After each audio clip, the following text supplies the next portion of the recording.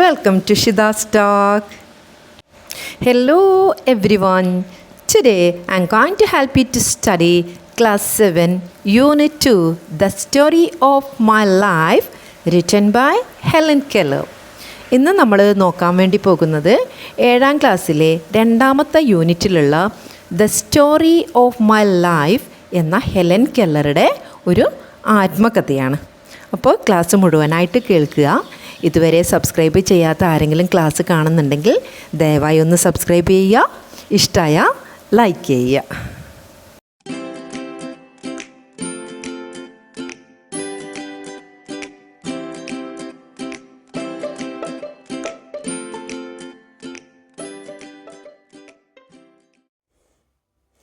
Okay dears, നമുക്ക് ഇന്നത്തെ പാഠഭാഗത്തേക്ക് കടക്കാം. അപ്പോൾ ഇന്നിപ്പം നമ്മൾ പഠിക്കാൻ വേണ്ടി പോകുന്നത് the story of my life എന്ന പാഠഭാഗമാണ് അല്ലേ. അപ്പോൾ ഈ ഒരു പാഠഭാഗത്തിലേക്ക് കടക്കുന്നതിന് മുമ്പ് ഇവിടെ എന്ത് കൊടുത്തിട്ടുണ്ട്? Here are some people who made it big against all odds അല്ലേ. അതായത് പ്രതിസന്ധി ഘട്ടങ്ങളെ തരണം ചെയ്തിട്ട് മുന്നോട്ടേക്ക് പോയ കുറച്ച് ആൾക്കാർ എന്ത് ചെയ്തിട്ടുണ്ട് നമുക്കറിയാം അല്ലേ. Here are some people who made it big against all odds. ഒരുപാട് പ്രതിസന്ധി ഘട്ടങ്ങളൊക്കെ തരണം ചെയ്ത് മുന്നോട്ട് പോയ ആൾക്കാർ നമുക്കിടയിലുണ്ട് അല്ലേ. അപ്പോൾ ഇവിടെ 3 ഫോട്ടോകൾ കൊടുത്തിട്ടുണ്ട്. ആരൊക്കെയത്? Stephen William Hawking, British physicist, cosmologist and author അല്ലേ. സ്റ്റീഫൻ വില്യം ഹോക്കിംഗ് എന്ന് പറഞ്ഞു കഴിഞ്ഞ് കഴിഞ്ഞാൽ ഒരു ഭൗതിക ശാസ്ത്രജ്ഞനാണ്. അതേപോലെ തന്നെ കോസ്മോളജിസ്റ്റാണ്. കോസ്മോളജിസ്റ്റ് എന്ന് പറഞ്ഞു കഴിഞ്ഞാൽ പ്രപഞ്ച ശാസ്ത്രജ്ഞൻ, നമ്മുടെ പ്രപഞ്ചത്തെക്കുറിച്ച് കൂടുതൽ കാര്യങ്ങൾ പഠിക്കുന്ന വ്യക്തി അല്ലേ. പിന്നെ ഓതറാണ്, എഴുത്തുകാരനാണ്. അപ്പം ഇദ്ദേഹത്തിൻ്റെ വേറൊരു പ്രത്യേകത എന്താണെന്ന് പറഞ്ഞാൽ നിങ്ങൾക്ക് അറിയാം സ്റ്റീഫൻ വില്യം ഹോക്കിങ്ങിനെ കുറിച്ചിട്ട് അല്ലേ. 21ാമത്തെ വയസ്സിൽ ഇദ്ദേഹം ഒരു അസുഖം പിടിപെട്ട് അതോടുകൂടി ശരീരഭാഗം മൊത്തം തളർന്ന് വീൽ ചെയറിലായൊരു വ്യക്തിയാണ്. എന്നിട്ടും ഇദ്ദേഹം എന്ത് ചെയ്തിട്ടുണ്ട്? ലോകത്തിന് വേണ്ടി നമ്മുടെ ഇതിൽ സയൻസിൽ ഒരുപാട് സംഭാവനകൾ നൽകിയിട്ടുണ്ട്. കുറച്ച് ലാസ്റ്റിലോട്ടൊക്കെ ആകുമ്പോഴേക്ക് ഇദ്ദേഹത്തിൻ്റെ സംസാര ശേഷിയൊക്കെ നഷ്ടപ്പെട്ടിട്ടുണ്ട്. എന്നിട്ട് പോലും ഇദ്ദേഹം എന്ത് ചെയ്തിട്ടുണ്ട്? സയൻസിലുള്ള ഒരുപാട് കണ്ടുപിടുത്തങ്ങൾ നടത്തിയ ഒരു വ്യക്തിയാണ്. ഇനി അടുത്തത് അരുണിമ സിൻഹ. അരുണിമ സിൻഹ എന്ന് പറഞ്ഞാൽ the first female amputee to climb Mount Everest. Mount Everest കയറിയ ആദ്യത്തെ ഒരു അംഗവൈകല്യമുള്ള ഒരു സ്ത്രീയാണ് ആര്? ഈ അരുണിമ സിൻഹ എന്ന് പറയുന്നത് അല്ലേ. നമ്മളെപ്പോലെ പൂർണ്ണമായി യാതൊരു ബുദ്ധിമുട്ടും ഇല്ലാത്ത 2 കാലും എല്ലാം അംഗങ്ങൾക്കൊന്നും യാതൊരു ബുദ്ധിമുട്ടില്ലാത്ത ആൾക്കാർക്ക് കൂടി ഈ എവറസ്റ്റ് കീഴടക്കുക എന്ന് പറയുന്നത് അത്ര എളുപ്പമുള്ള കാര്യമല്ല. അങ്ങനെ ഇരിക്കുമ്പോഴാണ് അരുണിമ സിൻഹയെ പോലെ ഒരു കാല് നഷ്ടപ്പെട്ട വ്യക്തി എന്ത് ചെയ്യുന്നത്? എവറസ്റ്റ് കീഴടക്കുന്നത്. അപ്പോൾ അത് ശരിക്കും വളരെ വലിയൊരു കാര്യം തന്നെയാണ്. അതിന് അടുത്തതായിട്ടുള്ള പിക്ചർ രവീന്ദ്ര ജെയിനാണ്. Indian music composer, lyricist and playback singer അല്ലേ. അദ്ദേഹം സംഗീത സംവിധായകനും ഗാനരചയിതാവും കൂടാതെ പാട്ടുകാരനുമാണ് അല്ലേ. അപ്പോൾ അദ്ദേഹത്തിൻ്റെ പ്രത്യേകത എന്താ? അദ്ദേഹം ജന്മനാ തന്നെ അന്ധനായിരുന്നു. എന്നിട്ടും അദ്ദേഹം ഈ ഒരു മ്യൂസിക്കിൻ്റെ കാര്യത്തിൽ ഇത്രയും വലിയ സംഭാവനകൾ ആർക്ക് നൽകിയിട്ടുണ്ട്? ലോകത്തിന് നൽകിയിട്ടുണ്ട്. അപ്പോൾ ഈ 3 പേരെയും നോക്കിക്കഴിഞ്ഞാൽ തന്നെ നമുക്കറിയാം ഇവർക്കൊക്കെ ഇവരുടേതായ ഒരുപാട് എന്താ പറയുക ലിമിറ്റേഷൻസ് ഉണ്ട് അല്ലേ. അതായത് നമ്മളെപ്പോലെ എല്ലാ അംഗങ്ങളും എല്ലാ ശരീരഭാഗങ്ങളും കറക്റ്റായിട്ടുള്ളവരല്ല. അവർ ഹാൻഡിക്യാപ്റ്റാണ്. എന്നിട്ട് കൂടി എന്ത് ചെയ്തിട്ടുണ്ട്? ഇവർ ഹാൻഡിക്യാപ്ഡ് എന്ന് നമ്മൾ പറയുന്നില്ല, ഡിഫറെൻ്റ്ലി ഏബിൾഡ് ആയിട്ടുള്ള പേഴ്സൺസ് ആണ്. എന്നിട്ട് കൂടി ഇവർ ലോകത്തിന് ഒരുപാട് സംഭാവനകൾ നൽകിയ വ്യക്തികളാണ്. അപ്പോൾ now read and excerpt from chapter 1 of Helen Keller's autobiography. അപ്പോൾ ഇനി നമ്മൾ എന്താണ് വേണ്ടത്? ഹെലൻ കെല്ലറുടെ ഓട്ടോബയോഗ്രഫി എന്ന് പറഞ്ഞാൽ ആത്മകഥയിലെ ആദ്യത്തെ ചാപ്റ്ററിൽ നിന്നുള്ള ഒരു ഭാഗം, the story of my life എന്ന ആത്മകഥയിലുള്ള ആദ്യത്തെ ഒരു ഭാഗമാണ് നമുക്കിവിടെ പഠിക്കാനുള്ളത്. അപ്പോൾ ഹെലൻ ഇവിടെ മുകളിൽ നമ്മൾ പറഞ്ഞു അല്ലേ, ഡിഫറെൻ്റ്ലി ഏബിൾഡ് ആയിട്ടുള്ള കുറച്ച് ആൾക്കാരെ കുറിച്ച് കൊടുത്തിട്ടുണ്ട്. അപ്പം അതിൽ ഈ ഹെലൻ കെല്ലറെ കുറിച്ചിട്ടുള്ള ഈ ഒരു ആത്മകഥ കൊടുക്കണമെങ്കിൽ ഹെലൻ കെല്ലറും ആരാണെന്നുള്ള വിവരങ്ങളൊക്കെ നമ്മൾ അറിയണം അല്ലേ. അത് ജസ്റ്റ് ഹെലൻ കെല്ലറുടെ ഈ ഒരു പ്രൊഫൈൽ നോക്കിയാൽ തന്നെ അതിനെക്കുറിച്ചിട്ടുള്ള ഒരു ഐഡിയ നമുക്ക് കിട്ടും. ഓൾറെഡി നിങ്ങളൊക്കെ കേട്ടിരിക്കുന്ന പേര് തന്നെയായിരിക്കും ഹെലൻ കെല്ലർ അല്ലേ. അപ്പോൾ നമുക്ക് നോക്കാം. Helen Keller 1880 1968. അപ്പോൾ 1880 ജനിച്ച് 1968 ഹെലൻ കെല്ലർ അന്തരിക്കുന്നത്. Was born in Alabama USA. USA Alabama എന്ന സ്ഥലത്താണ് ജനിച്ചത്. She lost her sight and hearing 19 months after birth due to an undiagnosed brain disease.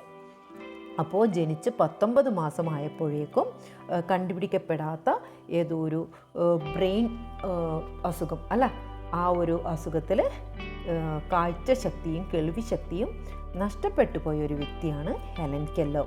She went on to become the first differently abled person to graduate in America. Helen കെല്ലറാണ് ആദ്യത്തെ differently abled person, graduate ആയ differently abled person അല്ലേ. Then അമേരിക്കയിലത് കേട്ടോ, അമേരിക്കയിലെ ആദ്യത്തെ differently abled പേഴ്സണിൽ graduate നേടിയ വ്യക്തിയാണ് Helen Keller.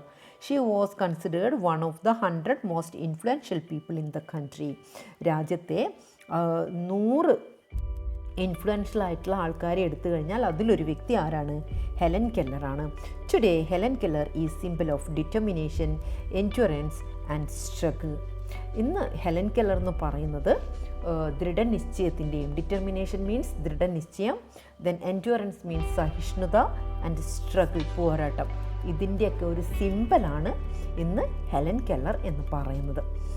Her autobiography the story of my life is a record of struggle and success. അവരുടെ the story of my life എന്ന ആ ഒരു ആത്മകഥ തന്നെ അവരുടെ ആ ഒരു പോരാട്ടങ്ങളുടെയും വിജയത്തിൻ്റെയൊക്കെ ഒരു റെക്കോർഡ് തന്നെയാണ്. അപ്പോൾ ഹെലൻ കെല്ലറിനെ കുറിച്ചിട്ടും നമുക്ക് ഏതാണ്ട് ഒരു ഐഡിയ കിട്ടിയിട്ടുണ്ട്. ഇനി ഹെലൻ കെല്ലറിൻ്റെ ആത്മകഥയിലുള്ള ആ ഒരു ഫസ്റ്റ് ചാപ്റ്ററിലുള്ള ഈ ഭാഗം നമുക്ക് പഠിക്കാനുള്ള ഭാഗത്തിൽ എന്തൊക്കെയാണ് പറയുന്നതെന്ന് നോക്കാം.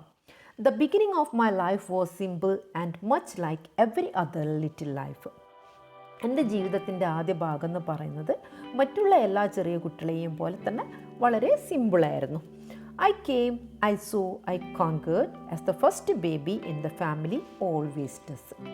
ഒരു ഫാമിലിയിലെ ആദ്യത്തെ ബേബി പോലെ തന്നെ ഞാനും വന്നു, കണ്ടു, കീഴടക്കി. അതായത് ആ ഫാമിലിയിലുള്ള എല്ലാവരുടെയും ആ ഒരു ഒരു ഫാമിലിയിലെ ആദ്യത്തെ ബേബി, ആദ്യത്തെ കൺമണി എന്ന് പറയുമ്പം നമ്മൾ കൊടുക്കുന്ന ഒരു പരിഗണനയുണ്ട് അല്ലേ. അതുകൊണ്ടാണ് ഇവിടെ I came, I saw, I conquered, ഞാൻ വന്നു, കണ്ടു, കീഴടക്കി എന്ന് ഹെലൻ കെല്ലർ പറയുന്നത്. There was the usual amount of discussion on a name for me. ഒരു കുടുംബത്തിലെ ആദ്യത്തെ കുട്ടി ആയതുകൊണ്ട് തന്നെ എല്ലായിടത്തും ഉണ്ടാകുന്നത് പോലെ ആ ഒരു പതിവ് രീതിയിലുള്ള ഒരു നെയിമിങ്, കുട്ടിക്ക് എന്ത് പേരിടണം എന്ന കാര്യത്തിലുള്ള ഒരു ചർച്ച ആരുടെ കാര്യത്തിലും ഉണ്ടായിരുന്നു? ഹെലൻ കെല്ലറുടെ കാര്യത്തിലും ഉണ്ടായിരുന്നു. The first baby in the family was not to be lightly named. Everyone was emphatic about that. അപ്പോൾ ഫാമിലിയിലുള്ള ഒരു ഫസ്റ്റ് ബേബിക്ക് വളരെ ലൈറ്റായിട്ടുള്ള ഒരു പേര് ആവാൻ പാടില്ല എന്ന് ഫാമിലിയിലെ എല്ലാവരും എന്ത് ചെയ്തായിരുന്നു? ഉറപ്പിച്ചിട്ടുണ്ടായിരുന്നു. എംഫാറ്റിക് എന്ന് പറഞ്ഞാൽ നമ്മൾ ഉറപ്പിക്കുക, ഊന്നി പറയുക എന്നൊക്കെ പറയും. അപ്പോൾ ഫാമിലിയിലെല്ലാവരും ഒരു ലൈറ്റായിട്ടുള്ള നെയിം ഈ ഒരു ആദ്യത്തെ കുട്ടിക്ക് ഇടാൻ പാടില്ല എന്നുള്ള കാര്യത്തിൽ ഒരു ഉറച്ച തീരുമാനത്തിലായിരുന്നു. My father suggested the name of Mildred Campbell. She was one of our highly esteemed ancestor. അപ്പോൾ ഫാദർ ഒരു പേര് സജസ്റ്റ് ചെയ്തു, നിർദ്ദേശിച്ചു. എന്താണത്? Mildred Campbell. മിൽഡ്രഡ് ക്യാമ്പൽ എന്ന പേരാണ് ഫാദർ സജസ്റ്റ് ചെയ്തത്. അപ്പോൾ ഈ മിൽഡ്രഡ് ക്യാമ്പൽ എന്ന് പറയുന്നത് ഇവരുടെ ഫാമിലിയിലുള്ള ഒരു ആൻസസ്റ്ററാണ്. ആൻസസ്റ്റർ എന്ന് പറഞ്ഞാൽ പൂർവികരാണ്. അതും ഹൈലി എസ്റ്റീംഡ്, ഇവർ അങ്ങേയറ്റം ആദരവും ബഹുമാനവും നൽകുന്ന ഇവരുടെ ഫാമിലിയിലുള്ള ഒരു ആൻസസ്റ്റർ, ഒരു പൂർവികരാണ് മിൽഡ്രഡ് ക്യാമ്പൽ എന്ന് പറയുന്ന വ്യക്തി. അപ്പോൾ അവരുടെ പേരിടാം എന്നുള്ളൊരു നിർദ്ദേശം ഫാദറിൻ്റെ ഭാഗത്ത് നിന്ന് വന്നു. But in the excitement of carrying me to church my father forgot the name on the way. അങ്ങനെ ഈ ഒരു പേരിടൽ ചടങ്ങിന് ആ ഒരു സെറമണിക്ക് അവർ ചർച്ചിലേക്ക് പോകുന്ന ആ ഒരു എക്സൈറ്റ്മെൻറ്റിൽ ഫാദർ ഈ പേര് മറന്നുപോയി. When the church minister asked him for it, he gave the name Helen Adams. അപ്പോൾ ചർച്ച് മിനിസ്റ്റർ എന്ന് പറഞ്ഞാൽ പ്രീസ്റ്റ്, പള്ളിയിലച്ഛൻ എന്നൊക്കെ നമ്മൾ പറയും അല്ലേ. അവിടുന്ന് എന്ത് പേരാണെന്ന് ചോദിച്ചപ്പോൾ അച്ഛൻ പെട്ടെന്ന് പറഞ്ഞു പോയി, അതായത് ഹെലൻ്റെ ഫാദർ പറഞ്ഞു പോയ പേര് ഹെലൻ ആദംസ് എന്നായിരുന്നു. അങ്ങനെ മിൽഡ്രഡ് ക്യാമ്പൽ എന്നും അവർ മനസ്സിൽ ഉദ്ദേശിച്ച പേരിന് പകരം ഹെലന് അവർ നൽകിയ പേര് ഹെലൻ ആദംസ് എന്നതായിരുന്നു. I showed many signs of an eager, self-asserting disposition when I was still a baby. അപ്പോൾ ചെറിയ കുട്ടി ആയിരുന്നപ്പോൾ തന്നെ ഞാൻ എന്ത് ചെയ്യായിരുന്നു, ഞാൻ ഭയങ്കരമായിട്ട് I showed many sign of eager എന്ന് പറഞ്ഞാൽ കൂടുതലായിട്ട് കാര്യങ്ങൾ അറിയാനുള്ള ഒരു ആഗ്രഹം പ്രകടിപ്പിക്കുകയും കൂടാതെ സെൽഫ് അസേർട്ടിങ് ഡിസ്പൊസിഷൻ, അതായത് ഒരു ആത്മധൈര്യം, വല്ലാത്തൊരു ആത്മധൈര്യം ഉള്ള ആ ഒരു രീതിയിലുള്ള സ്വഭാവമുള്ള കൂട്ടത്തിലുമായിരുന്നു ഞാൻ. I insisted upon imitating everything that I so other people doing. മറ്റുള്ളവർ ചെയ്യുന്ന എല്ലാ കാര്യങ്ങളും അനുകരിക്കാനുള്ള ആ ഒരു ത്വര എന്നിൽ ഉണ്ടായിരുന്നു. At 6 months I could pipe out how do you. Then 6 മാസം ആകുമ്പോൾ തന്നെ ഞാൻ ഹൗ ഡു യു ഡു എന്നൊക്കെ ഉച്ചത്തിൽ പറയുമായിരുന്നു. One day I attracted everyone's attention by saying tea quite plainly. ഒരു ദിവസം ടി എന്ന വാക്ക് പറഞ്ഞുകൊണ്ട് ഞാൻ എല്ലാവരുടെയും അട്രാക്ഷൻ നേടി അല്ലേ. അതായത് 6 മാസം എത്തുമ്പോഴാണ് കുട്ടി സംസാരിക്കാൻ തുടങ്ങുന്നത്. അപ്പോൾ തീർച്ചയായും അത് എല്ലാവരെ സംബന്ധിച്ചിടത്തോളം വളരെ അത്ഭുതമുള്ള കാര്യമാണ് അല്ലേ. Okay, then even after my illness I remembered one of the words I had learned in these early months. അപ്പോൾ എനിക്ക് അസുഖം, ഈവൺ ആഫ്റ്റർ മൈ ഇൽനെസ്സിൻ്റെ കാര്യമൊക്കെ നമ്മൾ പ്രൊഫൈൽ പറയുമ്പം പറഞ്ഞിട്ടുണ്ട് അല്ലേ. അപ്പോൾ എനിക്ക് അസുഖം വന്നതിന് ശേഷവും ഞാൻ ആദ്യമായിട്ട് പഠിച്ച I remembered one of the words ഞാൻ എന്ത് ചെയ്തു, ഞാൻ ഓർക്കുന്നുണ്ട് അല്ലേ. I had learned in these early months, ഞാൻ ഈ ആദ്യ മാസങ്ങളിൽ പഠിച്ച വേർഡ് ഞാൻ ഓർക്കുന്നുണ്ട് എനിക്ക് അസുഖം വന്നതിന് ശേഷവും. It was the word water. അതെന്തായിരുന്നു? വാട്ടർ എന്ന് പറഞ്ഞ വേർഡായിരുന്നു.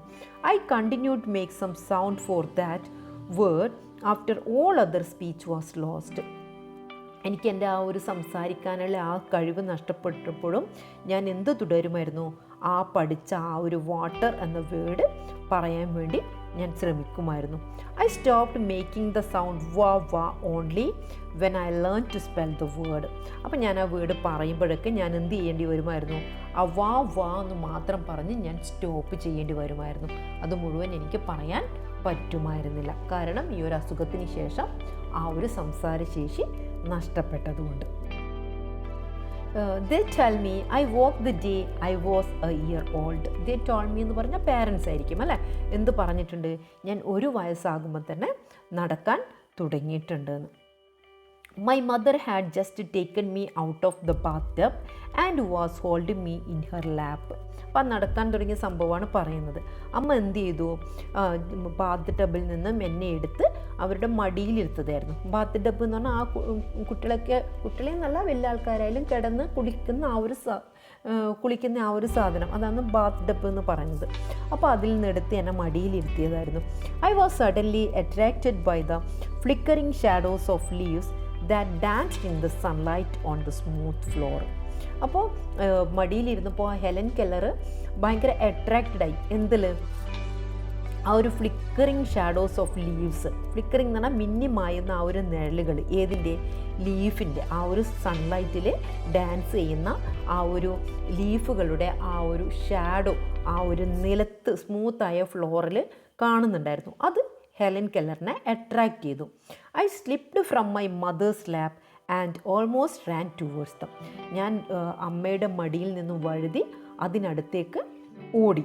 But the impulse was quickly gone. പക്ഷേ എൻ്റെ ആ ഒരു ശ്രമം പെട്ടെന്ന് തന്നെ ഇല്ലാതായിപ്പോയി. I fell down and cried for her to take me up in her arms. അപ്പോൾ ആ വീണത് കൊണ്ട് തന്നെ ഞാൻ എന്ത് ചെയ്തു, ഞാൻ കരഞ്ഞു. അമ്മയുടെ കൈകളാൽ എന്നെ എടുക്കുന്നതിന് വേണ്ടിയിട്ട്, അതായത് കുട്ടി താഴെ വീണു, അപ്പോൾ അമ്മ എന്നെ എടുക്കുന്നതിന് വേണ്ടിയിട്ട് ഞാൻ എന്ത് ചെയ്തു, കരഞ്ഞു. These happy days did not last long. എൻ്റെ ഈ ഒരു ഇത്തരത്തിലുള്ള സന്തോഷ ദിവസങ്ങളൊന്നും അധിക കാലം നീണ്ടു നിന്നില്ല. ജസ്റ്റ് 1 ഇയർ, ഒരു വർഷം മാത്രമേ ഉണ്ടായിരുന്നുള്ളൂ. കാരണം നമ്മൾ പറഞ്ഞു അല്ലേ, 19 മാസം ആകുമ്പോഴേക്ക് തന്നെ അസുഖം പിടിപെട്ട കാര്യങ്ങളൊക്കെ നമ്മൾ പറഞ്ഞു. One brief spring when the robin and the mockingbird sang their melodious songs. ഒരു ചുരുങ്ങിയ ഒരു സ്പ്രിംഗ് സീസണിൽ റോബിൻ ബേർഡും മോക്കിംഗ് ബേർഡൊക്കെ എന്ത് ചെയ്യാണ്, അതിൻ്റെ ആ മെലോഡിയസ് ആയിട്ടുള്ള സോങ്ങുകൾ പാടുന്നു. A summer with its blooming roses and fruits. ഒരു സമ്മർ, ഒരു വേനൽ, അതിൽ പൂക്കളും ബ്ലൂമിങ് റോസസ് ആൻഡ് ഫ്രൂട്ട്സ്, അതിൻ്റെ പൂക്കളും പഴങ്ങളൊക്കെ ഉണ്ടാവുന്നു.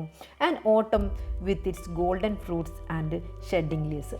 ഓട്ടം സീസൺ ആകുമ്പോഴേക്കും ഗോൾഡൻ ഫ്രൂട്ട്സ് എന്ന് പറഞ്ഞാൽ ഫ്രൂട്ട്സൊക്കെ പാകമാകുക അല്ലേ, പഴുത്ത് പാകമാവുകയും ഇലകളൊക്കെ കൊഴിയുകയും ചെയ്യുന്നു. അതായത് ഒരു വർഷത്തിൽ, ആ ഒരു വർഷം എന്ന് പറഞ്ഞാൽ നമുക്കറിയാം മാറി മാറി വരുന്ന സീസണുകളാണ് അല്ലേ.